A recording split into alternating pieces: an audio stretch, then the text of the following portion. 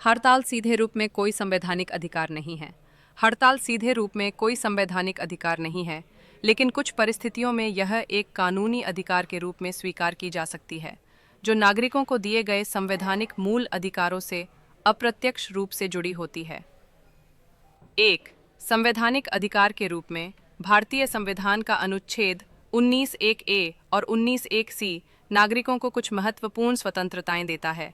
अनुच्छेद 19(1)(a) अभिव्यक्ति की स्वतंत्रता, अबर अनुच्छेद 19(1)(c) संघ बनाने का अधिकार, जैसे ट्रेड यूनियन। इसका अर्थ है कि नागरिक संगठन बना सकते हैं और अपने हितों के लिए संगठित रूप से आवाज़ उठा सकते हैं, लेकिन हड़ताल करने का अधिकार संविधान में स्पष्ट रूप से नहीं दिया गया है। 2 हड़ताल का कानूनी पक्ष।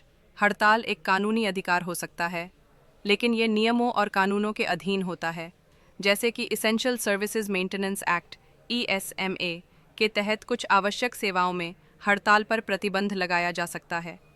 कई बार सरकारी कर्मचारियों की हड़ताल को गैर कानूनी इल्लीगल घोषित किया जाता है। 3 न्यायालय का दृष्टिकोण।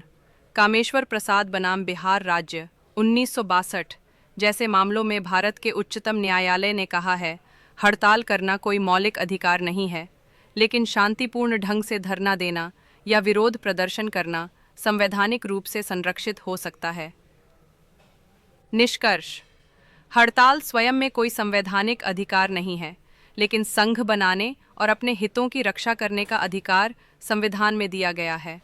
हड़ताल का अधिकार केवल नियमों और कानूनों के अंतर्गत आता है और सभी को यह अधिकार बिना शर्त नहीं मिलता।